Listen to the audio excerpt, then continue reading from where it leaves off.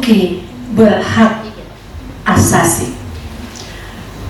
Tuki berhak asasi adalah sebuah monolog yang mengangkat kisah tentang sebuah nyanyian tradisional. Tuki yang ternyata menyimpan cerita kelam tentang perbudakan dan pengorbanan manusia dalam sistem feodal. Di tengah ketegangan, monolog ini berakhir dengan pertanyaan yang menggantung. Apakah Tuki akan tetap terkubur dalam kisah tragis itu? Ataukah suaranya akhirnya akan diakui sebagai bukti ketidakadilan yang harus diperjuangkan? Inilah dia monolog dengan Tuki berhak asasi. Selamat menyaksikan.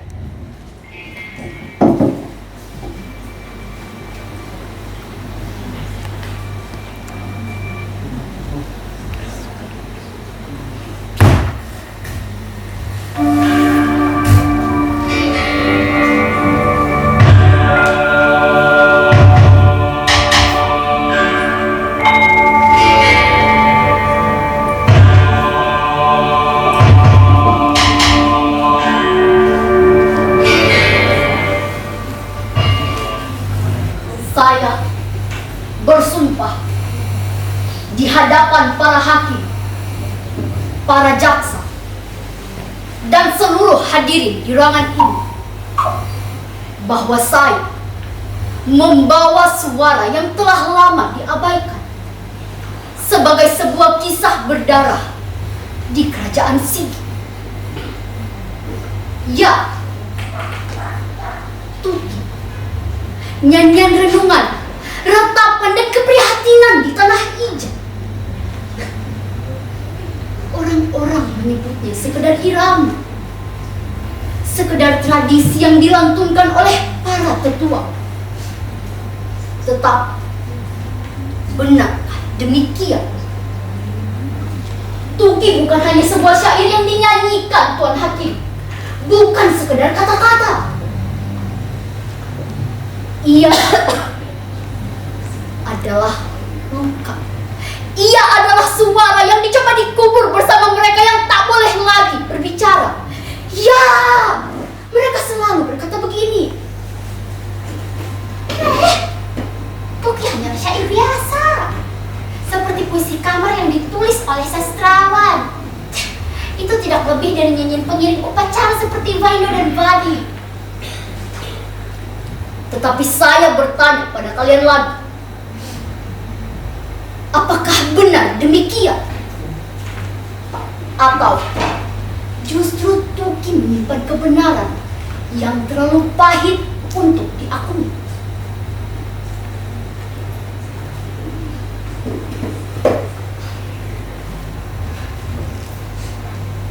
Saya mendengar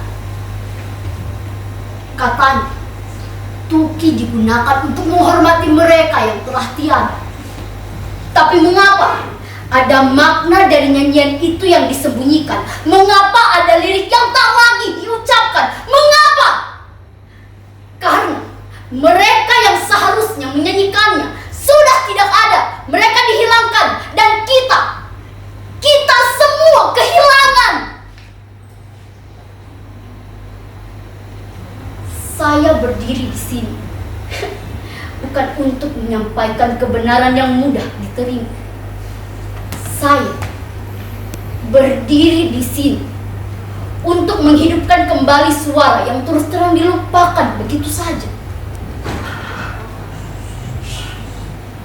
Saya mencari, saya bertanya, dan akhirnya saya menemukan seorang perempuan tua yang masih menghafal Tuki. Ia tidak mencatatnya di atas kertas, tidak pula menyimpannya dalam rekaman.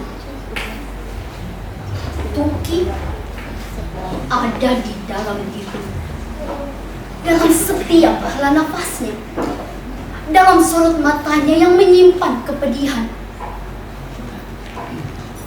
Ketika saya menyebut Tuki, ia terdiam. Mata tuanya berkaca-kaca.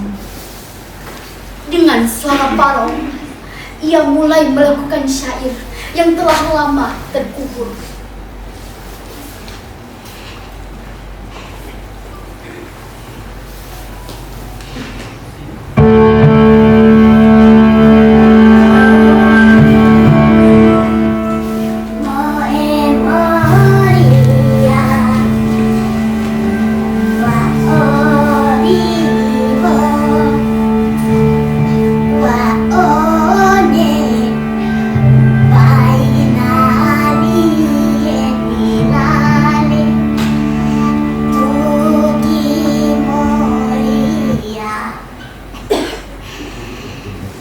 Saya menyanyikan Tuki sejak saya kecil.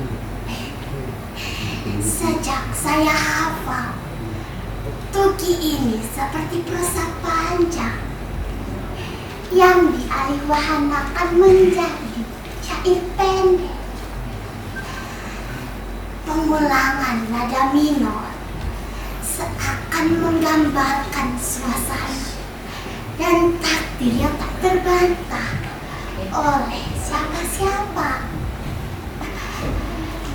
Dulu, suara itu selalu sendiri, semacam himne penderitaan. Meskipun tersirat dan tidak dilarang, suara itu lambat laun hilang. Nyanyian ini lebih dari lagu. Dia adalah ingatan, warisan, dan doa. Tuan Hakim sang maha mulia dan bijaksana, Ibu Laimah menyanyikan tadi bukan sekedar nada lisan, bukan sekedar syair silat lidah, tetapi pesan yang diwariskan. Dan di balik itu semua ada bagian yang tidak dinyanyikan lagi, bagian yang bercerita tentang mereka yang dianggap sebagai petua, budak dari segala perintah.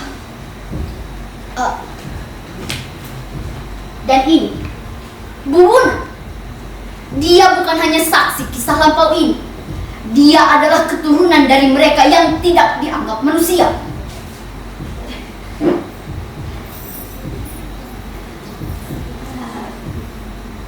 Saya tumbuh dengan cerita-cerita yang harus saya lupakan. Dulu, nenek saya selalu berkata, jangan pernah sebut asal-usulmu,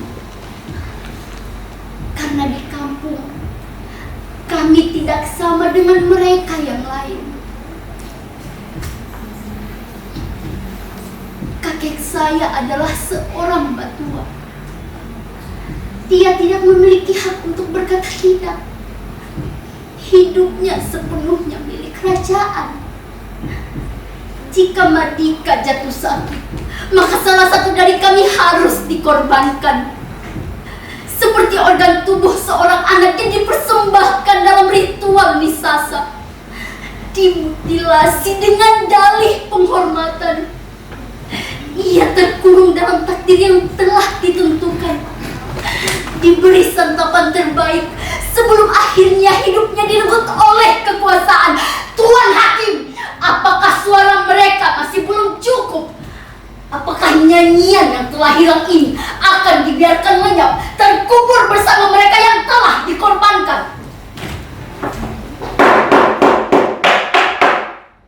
Saudara saksi, Anda membawa emosi ke dalam ruang sidang ini. Tetapi hukum tidak digerakkan oleh emosi. Kami hanya menerima fakta. Fakta. Tapi fakta bukan hanya angka, Tuan Hakim. Bukan hanya dokumen. Fakta juga bisa berupa suara yang disembunyikan, sejarah yang dihapus, nyanyian yang dilarang. Tuan Hakim, sejak tadi Anda tahu apa itu Tuki. Sebagaimana Anda jelaskan, itu hanyalah syair tradisi. Hanya syair. Itu mereka buat agar kita percaya, Tuan Hakim. Dalam pasal 5 Deklarasi Universal Hak Asasi Manusia disebutkan dengan jelas, tidak seorang pun boleh dikenakan penyiksaan atau perlakuan yang kejam, tidak manusiawi atau merendahkan martabat. Tetapi Tuki adalah bukti bahwa ini pernah terjadi, Tuan Hakim. Setiap barisnya adalah nyanyian retapan para batua yang dijadikan korban nisasa. Mereka tidak memiliki hak untuk menolak. Mereka dipilih, diikat, dan dipersembahkan untuk penyembuhan sang Madika. Bukankah ini perbudakan, Tuan Hakim? Bukankah ini kejahatan terhadap kemanusiaan? Itu adalah tragedi lampau. Tidak ada hukum yang bisa mengadili. Apa? Masa lalu? Lalu bagaimana dengan mereka yang masih hidup dalam trauma, yang hingga saat ini masih menyimpan stigma sebagai keturunan budak? Dan di tanah ini mereka tetap dibungkam. Mereka tidak berani mengaku dari mana mereka berasal karena mereka takut, Tuan Hakim. Ini bukan sejarah, dan ini masih terjadi. Lalu, apa yang Anda punya? Pengakuan bahwa Tuki bukan sekedar nyanyian, bahwa ada kejahatan yang disembunyikan di baliknya, bahwa mereka yang suaranya dihapus memiliki hak untuk didengar, hak untuk diakui, hak untuk tidak dilupakan, hak untuk tidak lagi ditutupi dengan dusta. Dan saya menuntut agar Tuki diakui sebagai warisan budaya yang menyampaikan pesan tentang penderitaan korban perbudakan.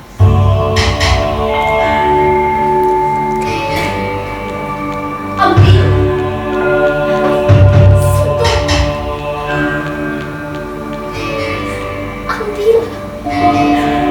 sentuhlah, ambil, sentuh, ambillah.